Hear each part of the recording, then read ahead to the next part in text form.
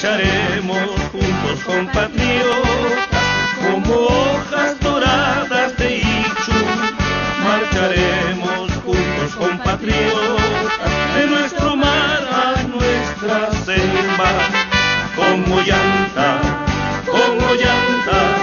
nuestro pueblo vencerá, nuestro pueblo nacionalista, como llanta triunfará, como llanta, nuestro pueblo vencerá, nuestro pueblo nacionalista, como llanta triunfará. Marcharemos unidos compatriotas, como cóndores contra el viento, marcharemos unidos compatriotas, en un solo pensamiento, como llanta, nuestro pueblo vencerá, nuestro pueblo nacionalista, como llanta triunfará, como llanta, puede ser presidente hasta el 2100. nuestro pueblo nacionalista. Buenos días, comandante Ollanta. ¿Qué tal? Buenos días. Y llego de Italia. En mi país, usted tiene una mala prensa, muy mala prensa, puedo decirlo. Y por eso mi primera pregunta es esta: ¿quién es realmente usted? Bueno, soy un padre de familia, soy un ciudadano peruano de 44 años de edad, padre de familia, 2 hijas, y que he sido militar hasta alcanzar el grado de teniente coronel o comandante. He sido agregado militar fuera de mi país, en Francia y en Corea del Sur. Y en el año 2000 hice un levantamiento militar contra el régimen corrupto de Alberto Fujimori y Montesinos. En este levantamiento militar se sumó a una convulsión social que hubo en el país para votar a este dictador que ya pretendía gobernar 15 años el Perú, habiendo violado la Constitución, cerrado el Congreso de la República y poniendo él mismo, creando una Constitución a la hechura de sus ambiciones personales. Cuando he regresado a mi país, después de haber estado en funciones diplomáticas, me pasaron al retiro y fundé un partido, el Partido Nacionalista Peruano. El concepto nacionalista es diferente al concepto nacionalista que puede haber en Europa, porque acá estamos hablando no de un nacionalismo imperialista, que fue el que llevó a una conflagración mundial en Europa, sino acá estamos hablando de un problema de existencia de un Estado nacional. A diferencia de Italia, el Perú es un país subdesarrollado, semicolonial. Nosotros hemos estado durante 300 años bajo la dominación española y se ha configurado un sistema, una sociedad peruana en la cual una minoría que tiene el gran poder económico en mi país, que está amarrada a poderes económicos transnacionales, se han apropiado del Estado peruano, de tal manera que lo han privatizado y este Estado peruano no representa a las grandes mayorías. Por lo tanto, se configura una realidad en la cual el Perú, un país riquísimo en recursos naturales, oro, plata, cobre, petróleo, uranio, uno de los mares más ricos del mundo, y tenemos 7 millones de los 28 millones de peruanos, 7 millones que están en la exclusión económica, social y política, que viven sin servicios básicos, que viven en esteras, que son tipo paredes de paja. Como en Villa El Salvador, ¿no? Sí, como Villa El Salvador, ¿no? Y que viven en arenales y que tienen que hacer sus necesidades haciendo huecos en la arena, y que normalmente sus hijos no tienen mayor esperanza de mejora económica, ¿no?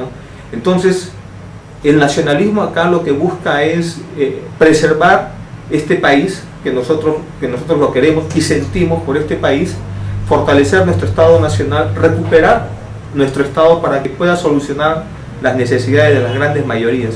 Por eso somos nacionalistas, para fortalecer el Estado nacional peruano, para poder desprivatizar el Estado e iniciar una gran transformación para llevar salud, llevar educación, llevar economía a las grandes mayorías de mi país que no lo tienen, peruanos que viven muchas veces con $1 al día. Usted se presentó a las elecciones presidenciales del año pasado y... Perdón, si quieres puedes cerrar la ventana. Sí, mejor, gracias, perdón, porque... Sí. Ayúdale a cerrar la ventana. Porque el ruido es fuerte. O si no, abajo, si no hubiera visto. No, está muy bien, gracias. Usted se presentó como candidato presidencial en las elecciones del 2006 y casi ganó, creo, ¿no? Porque al primero turno, a la primera vuelta, usted y su partido fue el primero. Así es. ¿Por qué? Después, una primera vuelta tanto exitosa no ganó a la segunda vuelta. ¿Por qué? Okay. Por la prensa, por las presiones internacionales, no sé. Esta es mi en realidad, yo creo que hubo un fraude en la primera vuelta que impidió que nosotros pasáramos la barrera del 40%. Nuestras estimaciones iban más allá del 40%. Y hubo un fraude para hacer que la candidata de la extrema derecha, de la derecha de mi país, no participara en la segunda vuelta. La segunda vuelta, como en Europa debe ser, es un mecanismo artificial para crear mayorías, ¿no? Entonces, lo grave en este asunto fue que la candidata de la derecha denunció este fraude. Lourdes Flores. Sí. Pero, peor aún, dijo al final, acepto, con la finalidad de que pasara el candidato del APRA, que es un partido de centro derecha, que pudiera aglutinar parte del espacio nacionalista y de la derecha. Así se fue a la segunda vuelta. Es cierto, no ganamos en la segunda vuelta. ¿Y por qué? Porque sencillamente nosotros planteamos la verdadera agenda en el país que nos permitió llegar a la primera vuelta como la primera fuerza política en el país, con pocos meses de haber nacido en la política. Pero después, para la segunda vuelta, se juntaron todos la derecha, los poderes económicos, los poderes fácticos, los medios de comunicación, todos los que veían que podía cambiar las cosas si nosotros llegábamos al poder. Hubieron, con la anuencia del gobierno, hubieron generales en actividad que salieron a atacarme a mí, ¿no? Como que fuera el peligro para el Perú. El mismo expresidente del país, en ese momento el señor Toledo, que era en ese momento el presidente, salió abiertamente a hacer campaña, cometiendo una infracción, un delito constitucional, salió a hacer campaña para la contra del comandante Hugo. Así, en contra mía, lo hizo en todo el norte. Los medios de comunicación quisieron pintar a Ollanta Humala como un estandarte de los lobbies judíos en el Perú. Después me dijeron que era un antijudío, después me dijeron que conmigo nos íbamos a la guerra con Chile, me tildaron de asesino, me tildaron de... asesino en la guerra sucia, ¿no? De asesino durante la guerra que sufrió el Estado contra movimientos terroristas como fue el de Sendero Luminoso. Me dijeron que íbamos a volver al comunismo conmigo. Dijeron que conmigo se iban a expropiar, no se iba a respetar la propiedad privada. Se dijo de todo. Finalmente también dijeron que iba a fusilar a los homosexuales. Hasta eso llegaron a decir de mí. Y se pintó a mi familia como la peor familia del Perú. Sí, ¿no? Una pregunta. En Italia, en Europa creo también, su familia fue pintada en una manera muy mala. Así es. Pido perdón por esto, pero realmente muy mala, comandante. Así es. Y es que cuando uno quiere cambiar las cosas, es muy difícil. Si yo hubiera sido un candidato pro sistema, hablando del neoliberalismo en el Perú, hablando de que vamos a engordar más a los ricos en el país, que no vamos a mejorar las cosas de las grandes mayorías, entonces obviamente no sería tan estigmatizado como lo fui. ¿no? Y me hubieran visto como un demócrata carta cabal. Pero entiendan, ¿no?, de que en el Perú necesitamos cambiar las cosas para mejorar la situación de las grandes mayorías. Ustedes pueden venir acá y van a encontrar zonas muy bonitas en Lima y al costado tienen las barriadas donde la gente vive con $1 diario. Entonces, esa es la realidad del Perú, y cambiar esa realidad, ¿no?, a muchos los aterra. Y en el Perú, lo quiero decir, no hay una democracia en realidad. Lo que se vive es la dictadura de los poderes económicos nacionales y transnacionales. Aupados están una clase política prostituida por los intereses económicos que sirven de secretarios de estos poderes económicos para, en todo momento, gane quien gane, siempre mantener las cosas como están y que en el Perú no cambien las cosas. Por eso fue que se hizo todo un revuelo, ¿no?, donde gente connotada internacionalmente, por ejemplo, como el escritor Mario Vargas Llosa, ¿no?, que fue un enemigo acérrimo de Alan García, pidió en los medios de comunicación que voten por Alan García, aunque sea tapándose la nariz, ¿no? Entonces, yo creo que en el Perú es posible el cambio, pero es una tarea muy difícil, ¿no? Es una tarea muy difícil porque esto implica que le van a decir de todo a uno, lo van a acusar de todo a uno. Yo en estos momentos tengo 4 procesos penales, ¿no? Parte de mis actividades cotidianas es pasar por el Poder Judicial. Es el costo de meterme en política. No me arrepiento, voy a seguir adelante y estoy seguro que el destino en el Perú es que tiene que haber un cambio y que nosotros los nacionalistas vamos a llegar al poder para poder consolidar nuestro Estado Nacional, poder solucionar las grandes necesidades de nuestro pueblo y poder construir una hermandad, una integración latinoamericana con las corrientes progresistas que en otros países se llaman socialistas, en otros países se llaman indigenistas, ¿no?, pero que todos apuntan a algo, a cambiar el modelo económico neoliberal, a armar una agenda regional, porque ahora los problemas dejan de ser nacionales, son supranacionales. El tema del hambre, el tema de la educación, el tema de la pobreza, el tema del trabajo, el tema de la salud. Así es, son problemas que sobrepasan, salen de las fronteras nacionales, ¿no? Y ahora Latinoamérica está viviendo, por ejemplo, el tema del TLC, ¿no?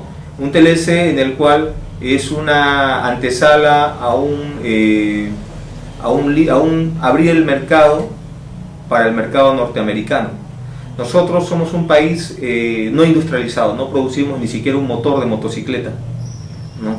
Vivimos de lo que vendemos, de lo que Dios puso en nuestra tierra, del oro, la plata, el cobre, el petróleo. De eso vivimos, de eso funciona la economía. Ahora está bien la economía peruana porque los precios son altos de los minerales, pero nosotros dependemos de eso. Y sabemos también que ningún país ha logrado el desarrollo, ha alcanzado el desarrollo vendiendo sus materias primas. Queremos ser un país industrial, queremos crear tecnología, queremos entrar con productos al mercado internacional, con productos con valor agregado. Para eso tenemos que crear un plan de desarrollo industrial. El TLC que nos están imponiendo no nos va a permitir hacer eso. Por eso tenemos una posición que concuerda con muchos países de la región latinoamericana que cuestionamos este TLC. Comandante, en América Latina hay 2 o 3 presidentes progresistas. Hugo Chávez en Venezuela, Evo Morales en Bolivia. Presidentes diferentes de los antecedentes. ¿Qué tipo de relaciones tiene usted con ellos? Y en futuro, estas relaciones, si usted será presidente en el futuro, ¿se puede ser buenas por el país mismo y por América Latina? Bueno, con ellos tengo una amistad. Una amistad que se basa en una afinidad ideológica. Creemos en un objetivo común y creemos que los caminos que deben seguir los pueblos hermanos de Venezuela, de Bolivia, del Perú, de Ecuador, etcétera, son caminos parecidos. No son iguales porque cada país tiene sus propias particularidades, pero son caminos similares. Creo que Hugo Chávez, Evo Morales son el nuevo rostro de Latinoamérica, una Latinoamérica en la cual los sistemas políticos han colapsado. Hemos visto cómo en la década anterior el pueblo ¿no?, a través de estas convulsiones sociales y estos golpes de estado de masa, han logrado votar físicamente presidentes. En Ecuador han votado 3 presidentes, en Argentina 1, en Bolivia 2, en el Perú fue Fujimori, ¿no? Y está surgiendo una nueva corriente. Es justamente esa corriente que yo hablo, progresista, que tiene nombres, ¿no? En Venezuela ahora es socialistas, en Bolivia indigenistas, en el Perú somos nacionalistas. Y quiero aclarar nuevamente, el concepto nacionalista en América Latina es distinto al concepto nacionalista en Europa. Son dos conceptos, digamos, que se escriben igual, pero el significado es opuesto, ¿no? América del Sur y Europa, mientras en Europa es de día, en América del Sur es de noche, mientras allá hace frío, acá hace calor, etc. Somos diferentes. Acá nuestro nacionalismo, si habría que tratar de darle alguna similitud a algún modelo europeo, yo diría que me recuerda a la Francia ocupada por los alemanes, cuando Charles de Gaulle dice vamos a recuperar la Francia libre, ¿no? Es un movimiento de liberación para expulsar, ¿no?, a los opresores, a los imperialistas que vienen a tratar de ocupar nuestro país. Nosotros lo que queremos es liberarnos de los yugos de la pobreza, de los yugos de la explotación del hombre por el hombre que se viene haciendo y que en el Perú obviamente oprime a las grandes mayorías de mi país. Ayer una amiga peruana me preguntó, hace esta pregunta el comandante Ollanta, por favor, ¿qué hacer con el Chile? Porque por esa usted no actúa bien con el Chile, usted es demasiado poco diplomático con el Chile y con el problema del... Me explicó así, y bueno, mire, esta es mi pregunta. Con Chile pasa lo siguiente, ¿no? Hemos tenido un conflicto en el cual perdimos 2 regiones importantes que son Arica y Tarapacá. Justamente son las que sostienen económicamente a Chile. Chile, más del 50% de su economía proviene del cobre de Tarapacá, de Arica, ¿no? Entonces, aparte de esto, ya terminó el conflicto, se mantiene un problema limítrofe. Chile, de acuerdo a nuestra posición peruana, está ocupando 65.000 kilómetros de mar cuadrados de mar territorial peruano que corresponde a la costa sur y 37.000 metros cuadrados de tierra peruana en el sur. Frente a esto, ¿qué hace el gobierno peruano? El actual gobierno lo que está haciendo es manejar la política exterior con Chile por cuerdas separadas, así lo llamo, cuerdas separadas, es decir, dejan este tema limítrofe pendiente, ¿no?, y se ponen a trabajar acuerdos de complementación económica, que es un TLC con Chile, en el cual fundamentalmente este acuerdo sirve para proteger las inversiones chilenas en el Perú, hechas en el Perú, que son más o menos 5.000 millones de dólares frente a los 80 millones de dólares que el Perú tiene invertidos en Chile, ¿no? Nosotros decimos que la política exterior con un país tiene que verse de manera integral, de otra manera no es correcta. Es decir, tenemos primero que solucionar el tema de fondo, que es el tema de establecer la frontera con Chile, y de ahí hablemos de integración económica. Pero la vía es la vía diplomática, creo, así ¿no? Es, así es. Nosotros Siempre no la vía estamos diplomática. hablando, en ningún momento hemos hablado de salirnos fuera del Estado de Derecho.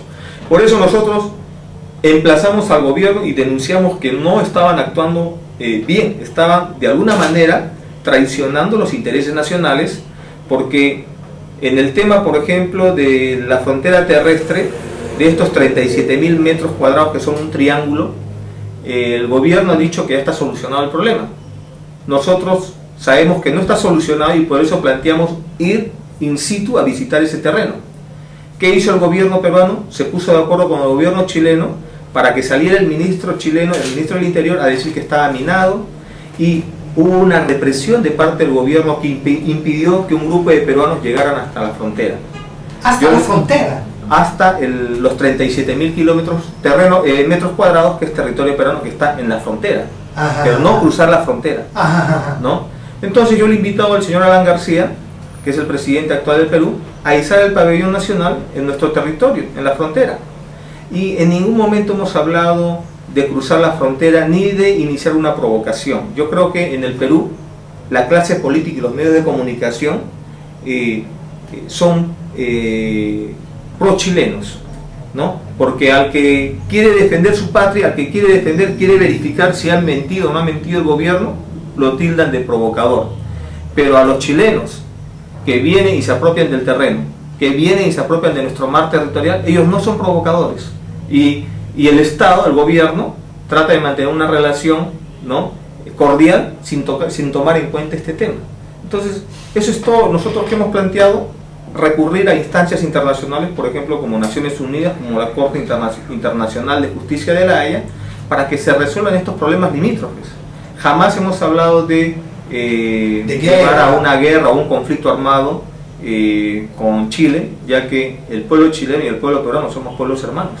El problema son las políticas de Estado. Comandante, las relaciones con el Estados Unidos. Estados Unidos, especialmente ahora con la familia Bush, están, creo, en contra a toda la América Latina, especialmente en contra de los países como Venezuela, como Bolivia y como Cuba. Y seguramente no están con usted, seguramente. ¿Qué opina usted sobre la política norteamericana en América Latina y más en Perú?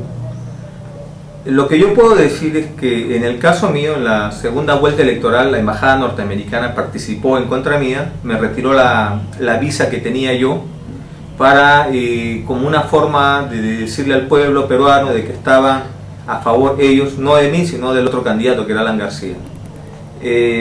La política norteamericana en América Latina siempre ha sido muy cuestionada porque se ha caracterizado por intervenciones directas o indirectas en los problemas internos de los países, ¿no? En el caso de Chile, ¿no?, con el apoyo a Pinochet para que pudiera derrocar a un presidente democrático que era Salvador Allende.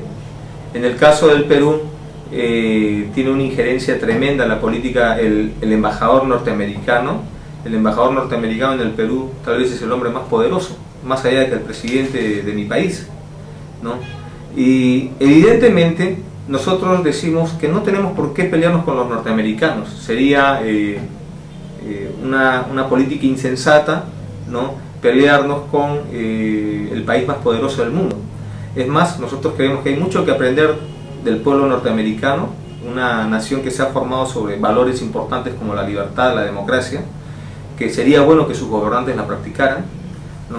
Pero lo que creo es que se tiene que restablecer una relación con equidad, con respeto mutuo, donde hay temas importantes como por ejemplo el tema, la política antinarcóticos, el tema de la hoja de coca, que creo que está mal enfocada. Creo que la política antinarcóticos ha sido un fracaso en el Perú. La prueba es que con más de 20 años de aplicación, la cantidad de cultivos de hoja de coca en mi país se han multiplicado, y normalmente los gobiernos atacan el problema del narcotráfico por el lado más débil. Tratan de golpear a los campesinos, a los agricultores de hoja de coca, en vez de enfrentarse a las verdaderas mafias, ¿no?, que son los que producen el clorhidrato y son los que sacan la droga del país y la exportan a otros países. Yo creo que debe abrirse una nueva forma de relaciones diplomáticas, relaciones de amistad con Estados Unidos, pero sobre una base de igualdad o de equidad y de respeto mutuo. Presidente, comandante. Gracias. Comandante, 3 nombres: Fujimori, el ex presidente Toledo y el actual presidente Alan García. Una palabra por cada uno de ellos. De Fujimori, un delincuente. De Toledo, pusilánime. Y de Alan García, un traidor. ¿Cree usted que Alan García... Es un traidor porque ofreció una serie de cosas en campaña y después se ha ido al otro lado? Por ejemplo, habló de no al Tratado de Libre Comercio. Ahora es un pro Tratado de Libre Comercio a tal extremo que se ha ido a Estados Unidos a hablarle al presidente norteamericano de la necesidad de firmar este TLC con el Perú para frenar el eje regional Caracas-La Paz, ¿no? Es decir, Evo Morales, Hugo Chávez y también Fidel Castro, ¿no? Habló, por ejemplo, de retornar a la Constitución de 1979, porque esta Constitución del delincuente Fujimori es una Constitución delincuencial y no lo ha hecho. Habló, por ejemplo, de libre desafiliación de las aseguradoras de fondos de pensiones. En la década de Fujimori vinieron estas aseguradoras de fondos de pensiones chilenas a captar los fondos de los pensionistas peruanos, y el gobierno de Fujimori saboteó a la Oficina Nacional de Pensiones, que era del Estado, para permitir que esos fondos pasen a ser administrados por privados, y no lo ha hecho, ¿no? Habló de crear un impuesto a las sobreganancias mineras. Lo que ha hecho es tirarse al piso a las mineras y les ha aceptado una limosna de 500 millones de dólares por 5 años, ¿no? O 500 millones de dólares por 5 años, ¿no? Cosa que sencillamente no corresponde ni a la 10ª parte de lo que el Perú está perdiendo por no cobrar regalías o no cobrar impuestos a las sobreganancias mineras. Entonces, esas son unas perlas de las tantas que ha dicho el candidato Alan García y que ahora traiciona, ¿no? Habló de asumir una posición viril, digna frente a Chile. Lo que ha hecho es prácticamente ceder todo lo que es posible ceder a las ambiciones chilenas, ¿no? Ha firmado un TLC, le ha entregado los puertos peruanos a Chile, ¿no? Donde más del 70% de los capitales en servicios portuarios son chilenos. El Perú ya no tiene marina mercante, está asfixiando a nuestra Fuerza Armada económicamente, presupuestariamente, etc. Entonces, por eso digo, es un traidor.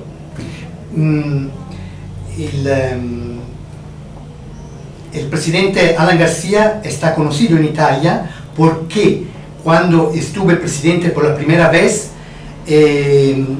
tenía una relación muy fuerte con un expresidente, primer ministro italiano que se llamaba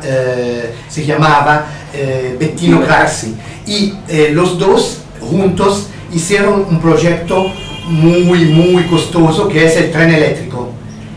Pero después de años los peruanos votaron de nuevo un presidente que con la corrupción... Así es. ¿Por qué? Porque esta es la pregunta. ¿Por qué de nuevo Alan García? ¿Por el miedo de usted? Yo creo que sí. Yo creo que la campaña en el Perú, los medios de comunicación son una fuerza política. La libertad de expresión en el Perú tiene varias direccionalidades, ¿no? En nombre de la libertad de expresión en el Perú, las pequeñas familias se han adueñado de cadenas de comunicación televisivas, escritas, y son los que tienen un gran poder y pueden destruir honras o levantar gente, ¿no? Y lo que hicieron en el Perú fue aunarse a defender los intereses económicos de las empresas mineras, por ejemplo, en el Perú, que son muy fuertes. ¿Son extranjeras? Extranjeras. Casi todas. Todas son extranjeras. O de los consorcios petroleros norteamericanos que están explotando nuestro gas, etcétera, o nuestro petróleo, y decidieron pintar una imagen de Ollanta que trascendió las fronteras nacionales. Sí, seguro. Una imagen muy negativa de Sí. Ollanta, por eso es que no me extraña que en Italia o en España o en Europa hayan construido una imagen mía como un fascista, un nacional socialista, un hitleriano, de todo me habrán dicho. Sí, de todo. Bueno, esa es parte pues de la prostitución o del mal uso que se da en el Perú a la libertad de expresión, ¿no? En la cual, si usted mire ciertos programas de políticos, siempre están que me dan con todo, ¿no? El que sale a... Hasta ahora. Sí, hasta ahora. El que sale a insultar a Ollanta Humala le dan cámaras. Hace poco, por ejemplo, o en la campaña hubo un supuesto oficial venezolano, ¿no? Que vino al Perú y dijo que él había traído $600.000 de Chávez para Ollanta Humala, ¿no? Y que tenía el número del cheque, o sea, una contribución así en cheque, ¿no? Para que la vaya a comprar un banco, ¿no? le dieron, el APRA le dio todas la importancia, los medios de comunicación también, se paseó por todos los medios de comunicación y lo trataron como un héroe de la democracia venezolana porque venía expatriado de Chávez, ¿no? Hace poco, la semana pasada, este señor ha salido en un medio de televisión reclamándole al congresista Mulder, que es del APRA, secretario general del APRA, que le pague los $40.000 que le ofreció para mentir al país, porque no solo le ofreció $40.000, sino también asilo político, y no ha cumplido, simplemente lo ha tenido trabajando en una chacra, en una hacienda en el norte del país, y el hombre está cansado y está reclamando esa plata, ¿no? Ahora ese hombre ya no es un patriota o un héroe de la democracia venezolana, sino es un loco, ¿no? Ese es el doble juego, la valoración que dan los medios de comunicación a las personas de acuerdo a cómo se expresan de Ollanta Humala, ¿no?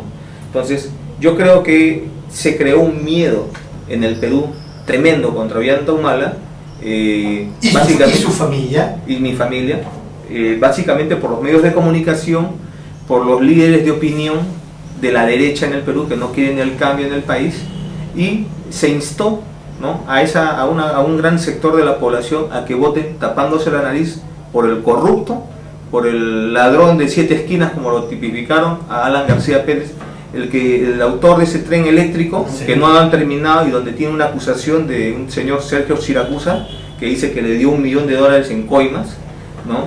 Un señor Alan García que ha hecho archivar todos sus juicios que tiene por violación de derechos humanos, ahora que es presidente del país, que pidió la prescripción de los delitos sobre enriquecimiento ilícito, ¿no? Un señor que entró a la presidencia con un departamento y en plena ejercicio de la presidencia de su primer gobierno terminó con una casa en uno de los barrios más residenciales del Perú, con otra casa de playa en uno de los balnearios más chic del Perú, y que después compró en Francia, en uno de los barrios más importantes, el 16, un departamento que terminó vendiéndolo, donde su mano derecha, su secretario personal, secretario general del APRA, que era Mantilla, Agustín Mantilla, sale en un Vladivideo, ¿no?, recibiendo una coima de Vladimiro Montesinos, y se le encuentra una cuenta de más de $6 millones que el hombre hasta ahora no ha dicho de quién es, ¿no? Entonces a este Barrabás lo han escogido por miedo, lo han escogido ahora de presidente del Perú, y evidentemente, ¿no?, lo que está haciendo hasta el 2011, hasta el 2011, y evidentemente está haciendo lo que sabe hacer, ¿no? Es decir, abrir el campo para la corrupción, permitir que en el Perú los que tienen más plata sigan teniendo más y que el pueblo siga siendo más pobre de lo que es ahora. Y yo creo que es una etapa penosa la que estamos pasando, pero considero de que es, como dicen, el último capitán de este viejo barco que está saliendo a navegar, y que será la oportunidad que a partir del 2011 podamos construir una nueva sociedad. Comandante, una pregunta de historia. Sobre la guerra sucia que fue acá en Perú contra el Sendero Luminoso, y otra sobre el trabajo hizo por la Comisión de la Verdad. Su opinión sobre los dos temas. Bueno, acá había una guerra interna entre movimientos subversivos como Sendero Luminoso y el movimiento Tupac Amaru, que aplicaron metodologías del terror, secuestros, exacciones, enfrentamientos armados, ajusticiamientos, juicios populares, ¿no?, que produjo un desangramiento de la sociedad, en la cual el Estado no supo cómo enfrentar políticamente a estos movimientos que tenían una ideología política extremista, por cierto, y lo único que hizo fue enviar a su Fuerza Armada a enfrentarlos, ¿no? Pero no hubo un enfrentamiento ideológico, un enfrentamiento político. Ha terminado la guerra con aproximadamente 60.000 muertos y 8.000 desaparecidos. Se formó una Comisión de la Verdad y Reconciliación, es esta comisión la que ha dado estas cifras, y en la cual se puede ver claramente que el principal violador de derechos humanos fue Sendero Luminoso, ¿no? Y cada uno tiene su cuota, el Estado también tiene su cuota de violaciones de derechos humanos, y el MRTA, este movimiento revolucionario Tupac Amaru, también lo tiene. Pequeña, Bueno, pero tiene. Pequeña, pero lo tiene. Sí. Entonces, en cada lado están identificados los responsables políticos y están pagando por eso. A Ismael Guzmán, por el lado del Sendero Luminoso, por el lado del MRTA está Polay Campos, pero por el lado del Estado peruano no hay nadie, no hay un responsable político, ¿no? Y los responsables políticos son los jefes de gobierno, de Estado que estuvieron en ese periodo, como fue el caso de Alan García, ¿no? Donde se produjo en el periodo de Alan García una serie de matanzas, como fueron de desaparición de poblaciones, ¿no? Asesinato de prisioneros rendidos en los penales, ¿no? Justo celebrando el Día de la Internacional Socialista, hubo un levantamiento de los penales y una masacre, ¿no? Acá en Lima. Entonces, el Estado peruano, ¿qué es lo que ha hecho? Trata de responsabilizar políticamente a los soldados que participaron en la guerra.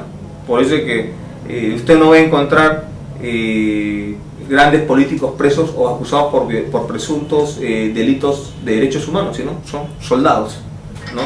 Entonces yo creo que acá en realidad falta un juicio político, ¿no? Al Estado peruano por su participación en esta guerra. ¿Y el trabajo de la comisión fue bueno? Yo creo que es lo más serio que ha habido en el estudio del conflicto que ha habido. Yo no digo que haya sido el trabajo perfecto, pero creo que dentro de las investigaciones que se han hecho sobre el periodo de la guerra interna del Perú es el estudio más completo que se ha hecho. Y paradójicamente yo no estoy incomprendido en el estudio que hace la Comisión de la Verdad. Yo no tengo ningún proceso por ninguna acusación de violación de derechos humanos. Esto es una acusación que me viene a mí, sí, por participar en la campaña y cuando comienzo a pasar a ser la primera fuerza, el primer candidato con más opción a llegar a la presidencia, es donde salen estas acusaciones, ¿no? Y también quiero agregar acá que fuimos el único partido político que en su plan de gobierno se comprometió a llevar a cabo, a cumplir las recomendaciones de esta Comisión de la Verdad y Reconciliación. ¿Qué significa derechos humanos por usted? Yo creo que solamente salud, educación, ¿qué?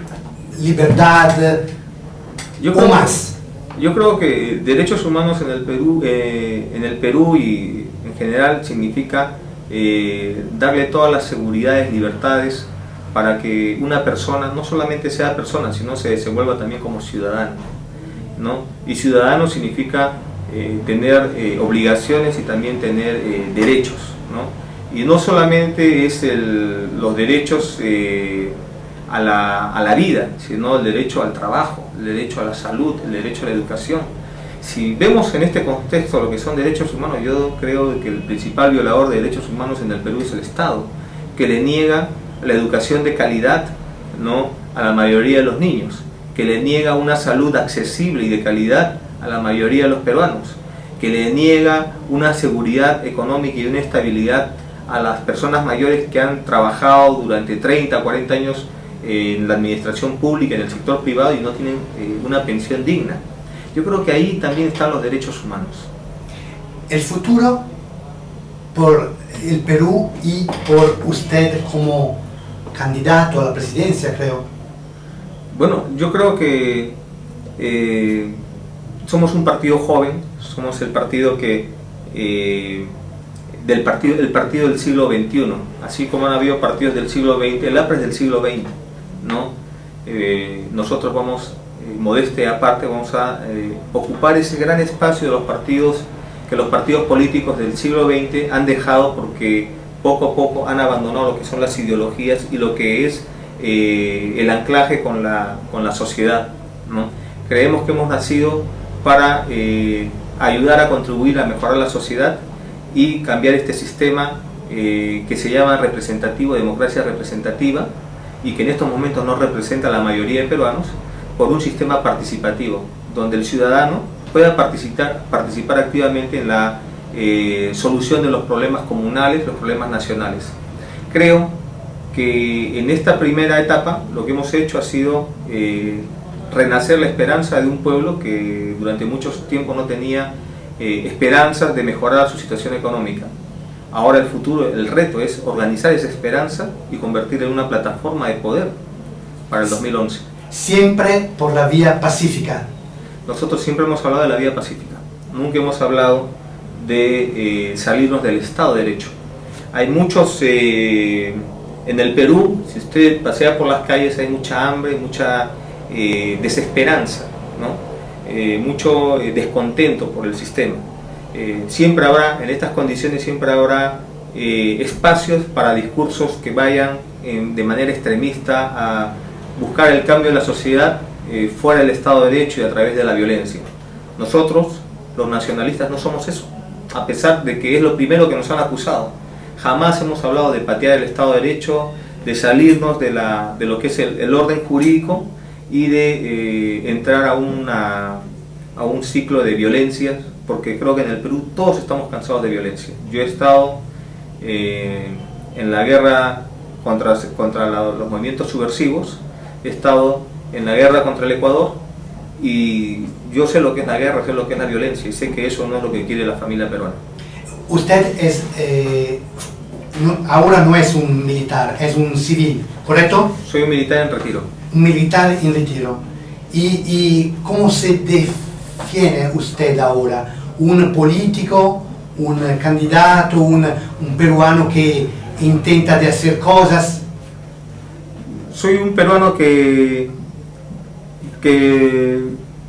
entró al ejército con una idea de país. Fíjese que yo provengo de una clase media y creo que vivía el mundo que yo tenía. Cuando entro al ejército me doy cuenta que yo vivía en una especie de burbuja, porque en la escuela militar entran oficiales, cadetes, alumnos de diferentes partes del país y uno se da cuenta que en realidad no representa a una mayoría, sino a una minoría acomodada económicamente, que tenía posibilidades de haber ido a una universidad, a un colegio de calidad o a tener una vida estable económicamente, pero que la mayoría de los oficiales, de los del ejército, provienen del interior del país y no es eso. Entonces el ejército a mí me ayuda a tener una idea de Perú, de mi país, que no era el que yo vivía como una clase media, ¿no? Entonces lo que yo he hecho es tratar de defender ese modelo de país. En los diferentes conflictos armados me he dado cuenta de que en realidad defendía a un Estado estafador, a un Estado que no estaba presente en el interior del país y que no representaba a las grandes mayorías, ¿no? Frente a esto y frente a la corrupción que hubo en la época de Fujimori, tomé la decisión de levantarme en armas para unarme al pueblo peruano que pedía la salida de Fujimori. En el año 2000. En el año 2000. Cuando me pasan al retiro, ¿no? Yo creo que me abren un gran espacio para ahora defender ese país que yo he soñado y que juré cuando era militar defender, ¿no? Pero ahora hay que construir ese país. Y para eso estoy en la política, para construir una nueva sociedad. Con esperanza por el futuro, de ganar, de cambiar las cosas, ¿no? Por supuesto. Yo, por ejemplo, tengo 2 hijas y yo no le voy a confiar el futuro de mis hijas a este tipo de políticos tradicionales como Alan García. Por eso necesito, si yo no confío en ellos, necesito yo mismo remangarme las mangas y construir mi país. Cinzia me dice de terminar, pero comandante, Tasso es un nombre italiano, ¿correcto? Así es, por parte de madre tengo un bisabuelo italiano. Bisabuelo italiano. Así es. Y todas las cosas que elegimos en Europa sobre su madre, su papá, su hermano, están malas y también están parte de esta campaña en contra de usted. Bueno, en esta campaña hemos tenido diferencias con mi familia, ¿no? Yo reconozco, sí, diferencias. Sí, yo reconozco que la visión de una parte de mi familia o sea, de mi padre y de mi hermano, es una visión bastante extremista, que no la comparto yo, pero que en la campaña quisieron juntarnos como si fuéramos un mismo discurso, ¿no? Por eso es que hemos tenido diferencias ideológicas con ellos y bueno, nosotros creemos que una de las principales diferencias es que para nosotros no somos un partido racista, creemos que no se puede hacer política en base al color de la piel, sino lo que tenemos que rescatar es la cultura, ¿no? Yo quiero rescatar los valores ancestrales de mi país y no creo de que eso pase por hablar de razas cobrizas enfrentando a razas blancas, amarillas y negras. Rechazo todo concepto que sea racista, creo que eso es parte del pasado que tenemos que romper. Su mujer, su esposa, está totalmente con usted, creo, ¿no? Sí, somos un equipo. Un equipo. Su esposa y las dos hijas, que tengan ¿cuántos años? Mis hijas tienen 4 y 2 años. Felizmente no saben todavía leer porque imagínate todas las preguntas que me vendrían de la prensa que me atacan todos los días, estar respondiéndole a mis hijas. Creo que es importante el apoyo de la esposa porque la política en el Perú es una cosa muy difícil de llevar a cabo, sobre todo porque cuando uno quiere cambiar las cosas, lo primero que hacen las fuerzas políticas que ya están gobernando el país es desprestigiarte, etcétera, ¿no? Y si no tienes una buena química, no están bien cohesionados el equipo familiar, normalmente puede terminar hasta en divorcio. ¿Usted cuántos años tiene? 44 años. 44 años. Y faltan 4 años a las próximas presidenciales, bueno, ¿no? faltan 3 años y medio. 3 años y medio. Suerte y Gracias. Muchas gracias por esta charla.